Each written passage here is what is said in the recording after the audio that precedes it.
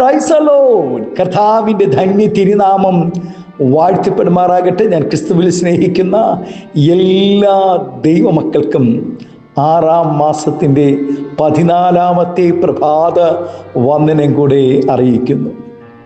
ലോകമെമ്പാടുമായിരുന്നു കൊണ്ട് ഇന്ന് പ്രഭാതവും ഈ വചന സന്ദേശം ശ്രവിക്കുന്ന എല്ലാ ദൈവദാസന്മാർക്കും വാത്സല്യ കുഞ്ഞുങ്ങൾക്കും എൻ്റെ ഹൃദയത്തിൻ്റെ ആഴമേറിയ സ്നേഹത്തെയും വന്ദനത്തെയും നന്ദിയും ഒപ്പം പ്രാർത്ഥനയും അറിയിക്കുന്നു. പ്രാർത്ഥനയോടുകൂടെ ഈ പ്രഭാതവും വചന സന്ദേശത്തിലേക്ക് നമുക്ക് പ്രവേശിക്കാം.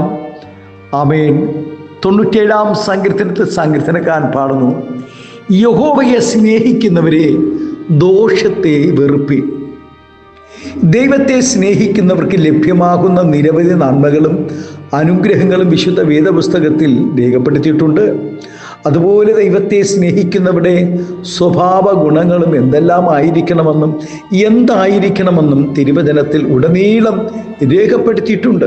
ഇന്ന് നാം കണ്ടുവരുന്നത് സ്തോത്രം, ഹല്ലേലൂയ, നമ്മുടെ കൂടെ നിന്ന് ആരാധിക്കുകയും പ്രാർത്ഥിക്കുകയും ദൈവിക നന്മകളും അനുഗ്രഹങ്ങളും പ്രാപിച്ചവർ തന്നെ നമ്മെ കുറ്റം വിധിക്കുമ്പോൾ, സ്തോത്രം, കുറവുകൾ പറയുമ്പോൾ, ഹല്ലേലൂയ, ദൈവം സ്തോത്രം, ദൈവസന്നിധിയിൽ നാം മൗനമായിരുന്ന് മിണ്ടാതിരുന്ന് ദോഷത്തെ വെറുത്തുകൊണ്ട് ദൈവത്തെ ആരാധിക്കുകയാണെങ്കിൽ നിശ്ചയമായും ദൈവം നമ്മുടെ നടുവിൽ തന്നെ സ്തോത്രം അതിൻ്റെ മറുപടികളെ കാണുവാനിടയാൽ.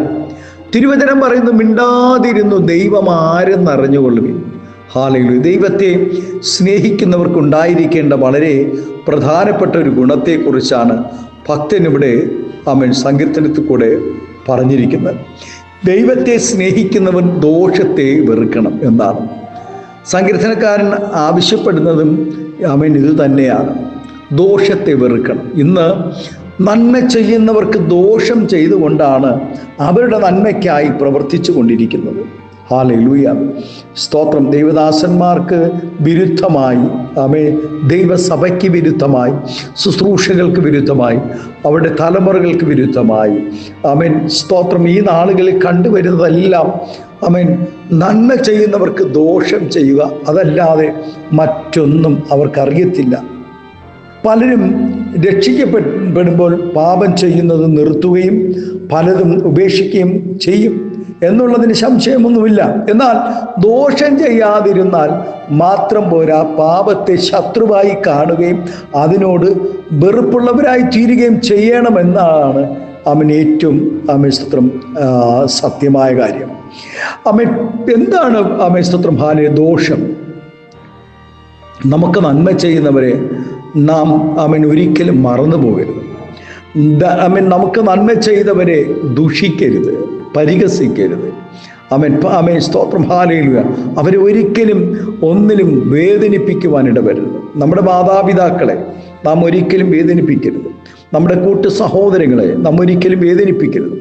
നമ്മെ സഹായിച്ചവരെ, ആത്മാർത്ഥമായി നമുക്ക് വേണ്ടി പ്രാർത്ഥിച്ചവരെ, നമുക്ക് വേണ്ടി ഉപവസിച്ചവരെ, നമുക്ക് വേണ്ടി ദൈവവചനം ശുശ്രൂഷിച്ചവരെ ഒരിക്കലും നാം വേദനിപ്പിക്കരുത്.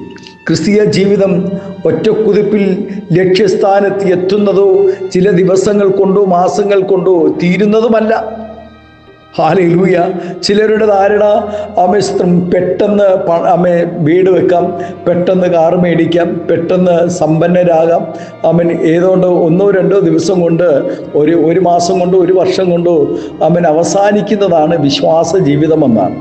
അതുകൊണ്ടായിരിക്കാം അവരുടെ നിലനിൽപ്പിന് വേണ്ടി ആര് വേണമെങ്കിലും പരിഹസിക്കുകയും ആര് വേണമെങ്കിലും ഇല്ലാ കഥകൾ ആരെക്കുറിച്ച് വേണമെങ്കിലും ഇല്ലാ കഥകൾ ഉണ്ടാക്കി പറയുന്നത്. കാലങ്ങൾ പലതും കടന്നു പോകുമ്പോൾ മനുഷ്യർ സമ്മർദ്ദങ്ങൾക്ക് വഴിപ്പെടുകയും ശത്രുവിൻ്റെ നിരന്തരമായ പ്രലോഭനങ്ങൾക്ക് അടിമയായി തീരുവാനുള്ള സാധ്യതയും വളരെ കൂടുതലാണ്.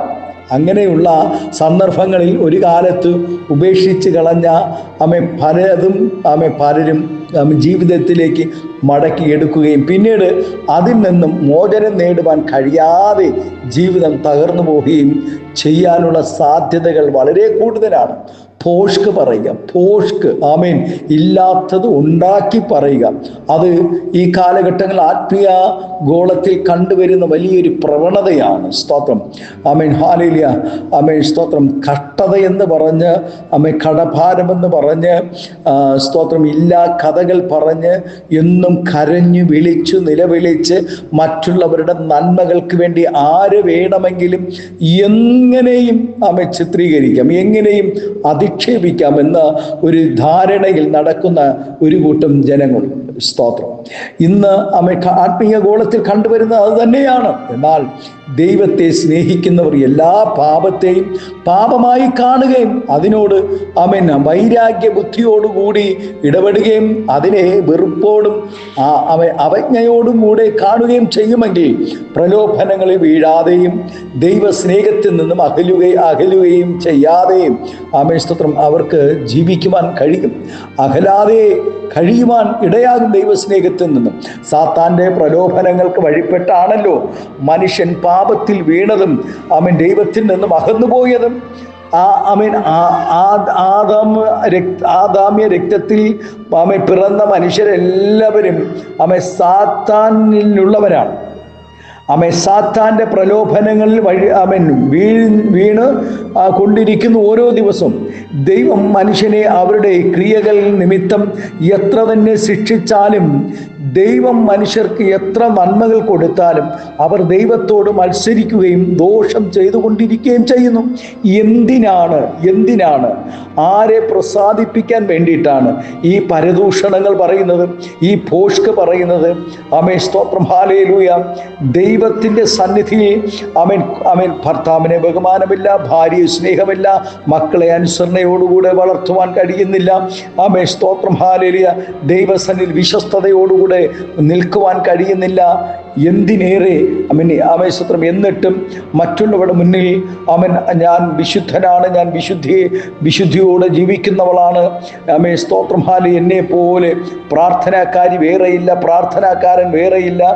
ഇങ്ങനെ ഭോഷ്കുകൾ പറഞ്ഞുകൊണ്ട് സ്തോത്രം മറ്റുള്ളവർക്കെതിരായി ദിനമായി ദൈവസന്നിധിയിൽ സ്തോത്രം മറ്റുള്ളവരെ അപകീർത്തിപ്പെടുത്തിക്കൊണ്ടിരിക്കുമ്പോൾ ദൈവം കണക്ക് ചോദിക്കുമെന്നുള്ള കാര്യം മറന്നു പോകരുത്. ആകയാൽ നമ്മുടെ ഹൃദയത്തിൻ്റെ നില നാം തിരിച്ചറിയുകയും ദൈവത്തോടുള്ള സ്നേഹത്തിൽ മുതിർന്നു വരികയും ദോഷത്തെ വെറുക്കുകയും ചെയ്യണം. ആമേൻ. അതിനുള്ള പരിഹാര മാർഗം ദൈവസ്നേഹം കൊണ്ട് ഉള്ളം നിറയ്ക്കുക എന്നതാണ്. ദൈവത്തെ ആത്മാർത്ഥമായി സ്നേഹിക്കുന്നവർക്ക് ഭർത്താവിനോട് ദോഷം ചെയ്യുവാൻ കഴിയത്തില്ല, സഭയോട് ദോഷം ചെയ്യാൻ കഴിയത്തില്ല, ദൈവദാസനോട് ദോഷം ചെയ്യുവാൻ കഴിയത്തില്ല. നമ്മെ സ്നേഹിച്ചവരെ, കൈച്ചാങ്ങിയവരെ ദോഷം ചെയ്യുവാൻ ഹല്ലേലൂയ ഒരിക്കലും കഴിയുകയില്ല. ഹല്ലേലൂയ. ഭർത്താവിനെ ആത്മാർത്ഥമായി തൻ്റെ ശരീരത്തെ പോലെ സ്നേഹിക്കുന്ന ഒരു ഭാര്യയ്ക്ക് മറ്റൊരു പുരുഷനെ സ്നേഹിക്കുവാനോ ഭാര്യമായും പാപം ചെയ്യുവാനോ ഒരിക്കലും കഴിയുകയില്ല. ഭാര്യയെയും കുടുംബത്തെയും സ്നേഹിക്കുന്ന ഒരു പുരുഷന് ഒരിക്കലും മറ്റൊരു സ്ത്രീയുമായി പാപം ചെയ്യുവാൻ ഒരിക്കലും കഴിയുകയില്ല. ക്രിസ്തുവിനെ സ്നേഹിക്കുന്നവർക്കും ദൈവസഭയെ സ്നേഹിക്കുന്നവർക്കും ഒരിക്കലും പാപം ചെയ്യുവാനോ കുറ്റം പറഞ്ഞ് നടക്കുവാനോ കഴിയുകയില്ല. ആരാധന മുടക്കുവാൻ കഴിയത്തില്ല, ഉപവാസങ്ങളിലും പ്രാർത്ഥനകളിലും അകന്നു നിൽപ്പാൻ കഴിയത്തില്ല. അപ്പോൾ പാപം ചെയ്യണമെങ്കിൽ ഒരു വ്യക്തിയുടെ ജീവിതത്തിൽ പുരുഷനാകട്ടെ സ്ത്രീ ആകട്ടെ പാപം ചെയ്യണമെങ്കിൽ ദൈവസ്നേഹം അവരിൽ നിന്നും നഷ്ടപ്പെട്ടു പോയി. അവരിൽ ദൈവസ്നേഹം ഒട്ടും തന്നെ ഇല്ല. ദോഷത്തെ വെറുക്കുവാൻ നാം ചെയ്യേണ്ട ചില മാർഗങ്ങളെക്കുറിച്ച് കൂടെ ശ്രദ്ധിക്കാം. ദൈവത്തോടുള്ള ഭക്തിയിൽ ജീവിച്ചാൽ ദോഷത്തെ വെറുക്കുവാൻ കഴിയും. യഹോവ ഭക്തി ദോഷത്തെ വെറുക്കുന്നതാകുന്നു. ആമേൻ. പത്രോസും യോഹന്നാനും മറ്റു ചില ശിഷ്യന്മാരും യേശുവിനെ പിൻപറ്റിയപ്പോൾ തങ്ങളുടെ പടകും വലയും അപ്പനോടുകൂടെ അവിടെ ഉപേക്ഷിച്ചു പോയി. കർത്താവിൻ്റെ പുനരുദ്ധാരണ ശേഷം തങ്ങൾക്ക് നേരിട്ട ആശങ്കകളുടെ നടുവിൽ ആ ശിഷ്യന്മാർ ഉപേക്ഷിച്ച വള്ളവും വലയും വീണ്ടും എടുത്തു, മത്സ്യബന്ധനത്തിന് ഇറങ്ങി. എന്നാൽ ഏലിയാവിൻ്റെ പിന്നാലെ ഇറങ്ങി ഓടുമ്പോൾ താൻ ആദ്യം ചെയ്തത് തനിക്കുണ്ടായിരുന്ന കാളയെ കൊല്ലുകയും കലപ്പ വെട്ടി കീറുകയും സ്തോത്രം അതിനെ അതേ വിറകിൽ കാളയെ യാഗം കഴിക്കുകയും ചെയ്തു. ഹല്ലേലൂയ. പിന്നീട് പ്രതിസന്ധികൾ പലതും ഉണ്ടായപ്പോഴും മടങ്ങിപ്പോകാതെ ഏലിയാവിൻ്റെ ദൈവത്തിൽ ആശ്രയിച്ച് മുമ്പോട്ട് പോയി.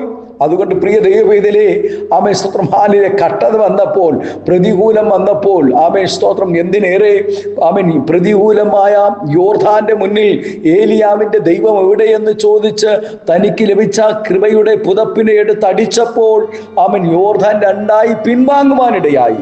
പ്രിയ ദൈവവേദിയിലെ ദൈവഭക്തിയിൽ ജീവിക്കുന്നവർക്ക് എന്നും ദോഷം വിട്ടൊഴിഞ്ഞ് പോകുവാൻ കഴിയും. ദോഷം, പാപവും അശുദ്ധിയും വിട്ടുകളഞ്ഞാൽ മാത്രം പോരാ, അതിനെ വെറുക്കുന്നതിനോടൊപ്പം നന്മയുള്ളത് ചെയ്യുകയും വേണം. ദോഷം ചെയ്യാതെ നിന്റെ നാവിനെയും വ്യാജം പറയാതെ നിന്റെ അധരത്തെയും കാത്തുകൊള്ളണം. ദോഷം വിട്ടകന്ന് ഗുണം ചെയ്യുന്ന സമാധാനം ആമേൻ സ്തോത്രം അന്വേഷിച്ച് പിന്തുടരണം. ഹല്ലേലൂയ. എന്താണ് സങ്കീർത്തനക്കാരൻ പാടുന്നത്?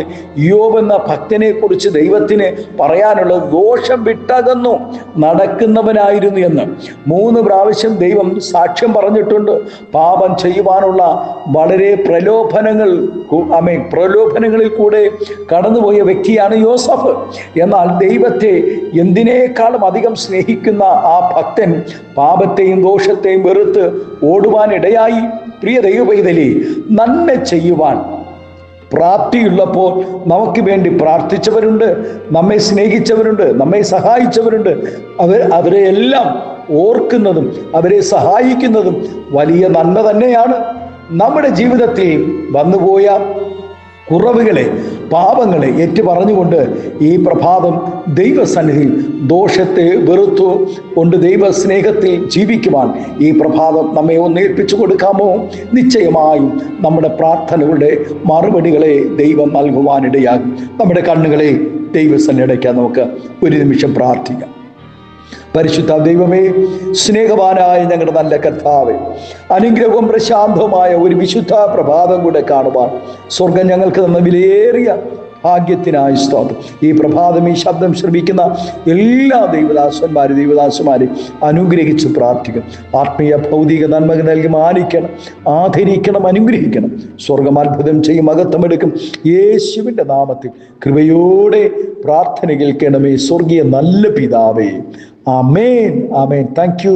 God bless you. ദൈവം എല്ലാവരെയും ഈ പ്രഭാതം ധാരാളമായി മാനിക്കട്ടെ, അനുഗ്രഹിക്കട്ടെ. Thank U.